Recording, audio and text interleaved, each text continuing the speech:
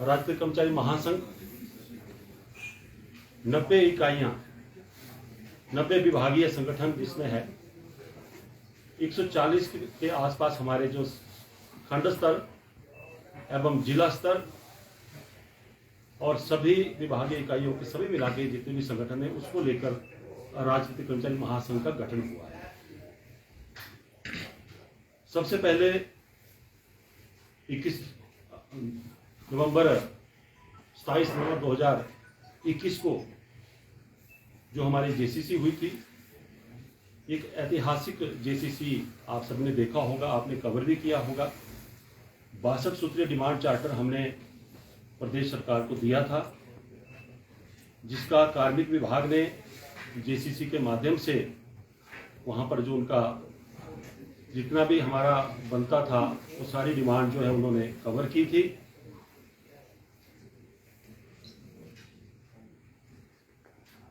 उस जेसीसी में आपको मालूम है कि एक तो ऐतिहासिक इसलिए है क्योंकि वो पीटरहाउ में हुई थी।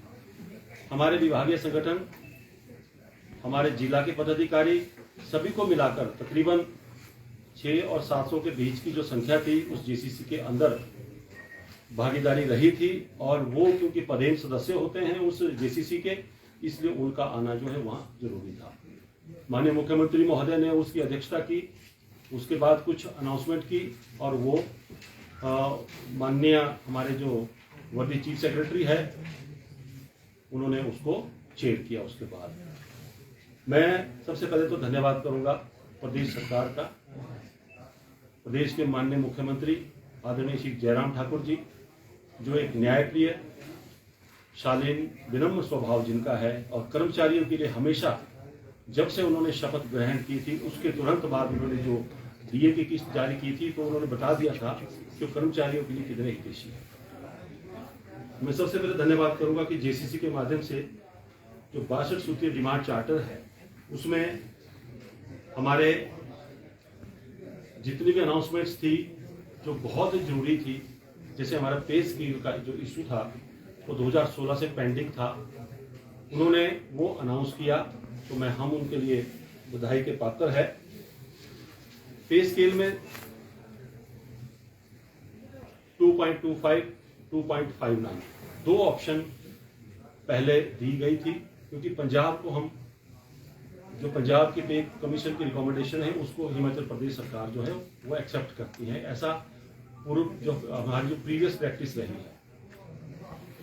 लेकिन अभी हाल ही में जैसा कि सबने देखा होगा, एक और ऑप्शन की डिमांड आई जो पंजाब कैबिनेट ने 15% की हमें दी थी कर्मचारियों को, उसको भी हिमाचल प्रदेश सरकार ने सहर्ष स्वीकार किया और by circulation without cabinet approval माननीय मुख्यमंत्री महोदय के आदेश से जब हमारा राज्य कर्मचारी महासंघ के अध्यक्ष का रुख थोड़ा गर्म था, क्योंकि बहुत ज्यादा माहौल इसमें थोड़ा गर्मा गया था और प्रदेश अध्यक्ष जी ने बार बार हमारे जो प्रशासनिक अधिकारी है उनसे जो चर्चा की उसको प्रेशर में डालते हुए उसी दिन शाम को जो है बाय सर्कुलेशन ये 15% की नोटिफिकेशन जो है जारी की गई, जिसे तकरीबन 40 और 50 हजार की बीच कर्मचारी की जो संख्या है उनको जो है लाभ होगा।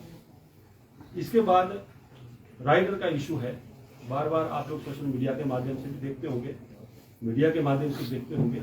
राइडर के लिए प्रदेश राजनीतिक कर्मचारी महासंघ जो है वो दिन रात काम कर रहा है। राइडर का जो इशू है उसके लिए अभी 2-3 दिन पहले एनजीओ भवन हमारे जो प्रदेश का जो हमारा कार्यालय है, माननीय अध्यक्ष जी से मिलने 500-600 के आसपास के कर्मचारी आए थे सभी जिलों के। मना करने के बावजूद भी उन्होंने वहां पर वो पहुंचे थे, तो वो माननीय अध्यक्ष जी से मिले थे।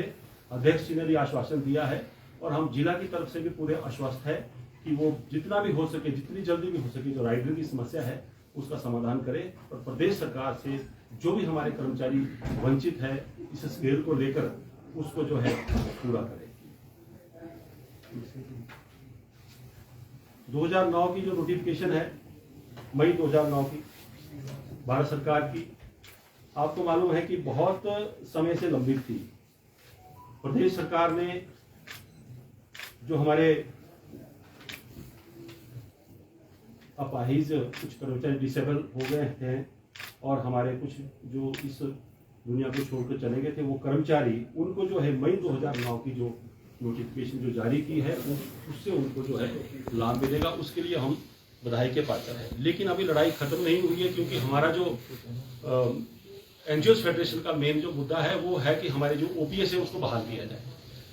तो इसके लिए हम लोग प्रयासरत है और हमारा जो प्रदेश का नेतृत्व है वो भी प्रयासरत है। हम ओपीएस को जो है बहाल करवाने के लिए पूरी हमारी एक इसमें हम प्रतिबद्धता है। कॉन्ट्रैक्ट पीरियड था हमारा कर्मचारियों का 3 से 2 वर्ष किया गया। उसके लिए भी हम सभी कर्मचारियों को बधाई देते हैं और माननीय मुख्यमंत्री महोदय, प्रदेश सरकार एवं हमारे प्रदेश का जो नेतृत्व है उसको जो है साधुवाद देते हैं। डेली वेजेस जो कर्मचारी है उनका 1-1 साल हमने कम करवाया। प्रदेश के हमारे जो राज्य कर्मचारी महासंघ है उसके अध्यक्ष ने और पूरी उनकी कार्यकारिणी ने, उसके लिए भी हम उनके धन्यवादी हैं। वरिष्ठ सहायक जो सीनियर असिस्टेंट हमारे विभागों में है, स्टेटहुड के टाइम से आपको मालूम है कि जब भी विभागों का संगठन हुआ तो ये व्यवस्था उस समय से चली थी। 10 साल में सीनियर असिस्टेंट बनते थे, बहुत पुरानी डिमांड थी ये।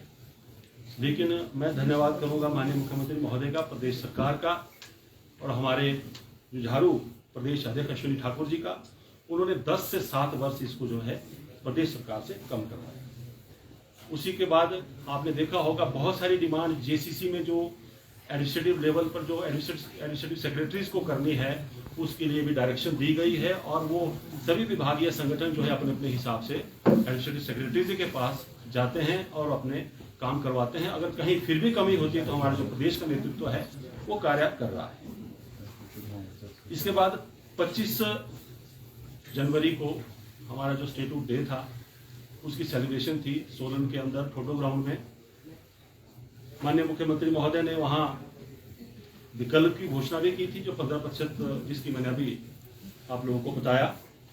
लेकिन 28 से 31% जो डीए है उसकी अनाउंसमेंट की, उसके लिए हम प्रदेश सरकार के धन्यवादी है। और उसके बाद माननीय मुख्यमंत्री महोदय के वो शब्द हमें याद है। माननीय मुख्यमंत्री महोदय ने कहा था कि इसके बाद जो भी कर्मचारियों को कोई कमी लगती है उसको भी पूरा किया जाएगा। किसी भी कर्मचारी को वित्तीय जो लाभ है वो ना मिले ऐसा हम नहीं चाहते। और माननीय मुख्यमंत्री महोदय ने वो उसको जो है कार्यान्वयन के लिए डायरेक्शन दी है सेक्रेटरी फाइनेंस को।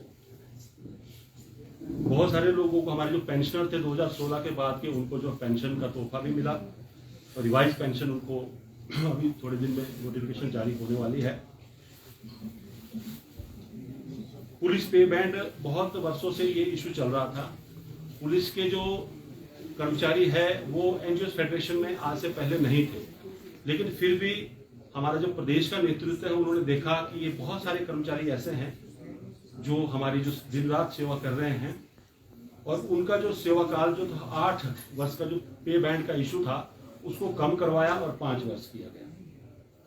इसके लिए भी हम लोग माननीय मुख्यमंत्री महोदय और प्रदेश सरकार के धन्यवाद। जैसा कि सबको मालूम है, माननीय मुख्यमंत्री महोदय आदरणीय श्री जयराम ठाकुर जी, प्रदेश सरकार, आपने पूर्व में देखा होगा, पहले भी सरकारें रही होगी, बहुत सारी प्रताड़ना कर्मचारियों की होती थी, उत्पीड़न होता था। लेकिन माननीय मुख्यमंत्री महोदय के न्यायप्रिय जो एक व्यक्तित्व है, कभी भी किसी भी कर्मचारी का उत्पीड़न नहीं हुआ। ये हम इसके लिए हम लोग बधाई के पात्र, हम सब कर्मचारी और माननीय मुख्यमंत्री महोदय को साधुवाद देते हैं और प्रदेश सरकार को।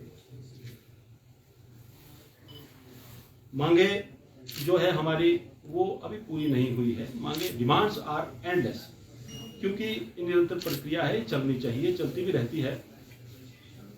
बहुत सारी डिमांड्स ऐसी है जो हमारे अभी संपर्क में जो लोग आते हैं, जो भी डिमांड्स लेकर आते हैं, उनको हम पूरा करने का पूरा प्रयास करते हैं। प्रदेश सरकार से हम बात करते हैं, टाइम टू टाइम हमारी बात होती रहती है। तो ऐसा नहीं है कि हम लोग बाकी हमारी जो डिमांड्स है वो खत्म हो गई है, डिमांड्स तो चलती है। बहुत सारे विभागों के ऐसी कैटेगरीज है जो पे कमीशन जो रिकमेंडेशन हुआ है उसमें नहीं है, लेकिन हमने प्रदेश सरकार से निवेदन किया है, प्रदेश के नेतृत्व से निवेदन किया है कि उसको भी उसमें इंक्लूड करें ताकि कोई भी कर्मचारी उसमें वंचित ना है।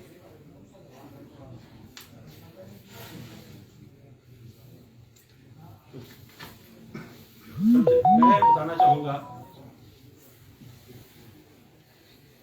कुछ शरारती तत्व, कुछ तथाकथित स्वयंभू कर्मचारी नेता बार बार मांग उठा रहे हैं, कर्मचारियों के हितों की रक्षा करने की बात कर रहे हैं। बड़े दुर्भाग्य की बात है कि राजपत्रित कर्मचारी महासंघ एक संवैधानिक बॉडी है।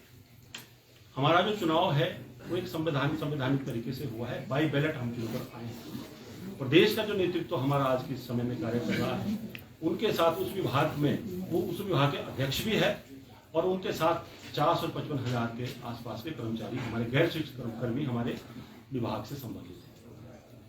सभी विभागों ने मिलकर एक नेतृत्व के अश्विनी ठाकुर जी के रूप में राजपत्रित कर्मचारी महासंघ का दिया है और प्रदेश सरकार ने संख्या बल देखकर, क्योंकि सीआईडी की रिपोर्ट होती है, बहुत सारी बातें ऐसी होती है जो सरकार को मालूम है, इतिहास भी गवाह है, पहले भी ऐसा ही होता आया, जिसके पास संख्या बल है उसी को मान्यता मिली है। तो मान्यता मिली है। बहुत सारे कर्मचारी ऐसे थे उस समय भी, क्योंकि गुटबाजी थी, वो हम मानते हैं, और वो लोग सभी इस फेडरेशन के साथ जुड़े। हम उनका स्वागत करते हैं, हार्दिक अभिनंदन करते हैं और हमारे बीच में है। लेकिन कुछ कर्मचारी भ्रांतियां फैला रहे कर्मचारियों में और सरकार के विरोध में भी कार्य कर रहे हैं। बड़ी दुर्भाग्य की बात है कि जो सरकार एक इतने ढंग से बढ़िया तरीके से कार्य कर रही है और कर्मचारियों के हितैषी होने का बार बार जो है परिणाम दे रही है, उसके लिए कोई आवश्यकता नहीं है कि फालतू में इस तरह की बातें करें। प्रेस वार्ता के माध्यम से वो बहुत कुछ बोल रहे हैं, कभी वो लोगों को गैदर करके कहीं भी एक पेड़ के नीचे बाइट देकर बात कर रहे हैं, कभी कहीं भी इस तरह की बातें करते हैं। लेकिन तथाकथित जो स्वयंभू नेता है, वो लोग इस बात को भूल गए हैं कि उस समय कहाँ थे जब ये एनोमलीज उस समय पैदा हुई थी। 2014 में वो कहाँ थे, 2003 में वो कहाँ थे जब एनपीएस लागू हुआ, 2006 में लागू हुआ और 2003 बैक डेट से 2003 से लागू किया गया। तो बड़े दुर्भाग्य की बात है। लेकिन प्रदेश का जो राजपत्रित कर्मचारी महासंघ है वो वचनबद्ध है कर्मचारियों के हितों की रक्षा करने के लिए, ओपीएस के लिए भी कार्य कर रहा है और राइडर के इशू में भी हम काम कर रहे हैं, पेमेंट को लेकर भी हम काम कर रहे हैं, उत्पीड़न किसी कर्मचारी का है उसके लिए भी एनजीओ फेडरेशन काम कर रही है। तो मैं ज्यादा न कहता हुआ, और भी वक्ता हमारे पास है, मैं निवेदन करूंगा हमारे बीच में जिला अध्यक्ष गोपाल जल्टा जी कि वो आपको संबोधित करें, प्रेस वार्ता को संबोधित करें। धन्यवाद सभी मीडिया का। लगभग विनोद शर्मा की सारी बातें आपको समझ सके। महासंघ को मान्यता से लेकर आज तक का जो सफर रहा वो सारी बातें विनोद जी ने हमारे महोदय आपको समझ सके। लेकिन आज का ज्वलंत मुद्दा है वो है प्रेस स्केल का। सभी लोग जब भी अखबार उठाते हैं तो प्रेस स्केल के बारे में सुनना चाहते हैं, पढ़ना चाहते हैं और आपके जो भी सोशल मीडिया बाकी मीडिया में यही चीज उनको देखनी होती है। तो प्रेस स्केल का मामला है, एक तो सर्वप्रथम मैं ये बात प्रारंभ करूं तो माननीय मुख्यमंत्री महोदय जी का आभार व्यक्त करूंगा कि उन्होंने पंजाब सिर्फ पे कमीशन को यथावत लागू किया तो पंजाब ने भी लागू किया और पे स्केल की अनाउंसमेंट के बाद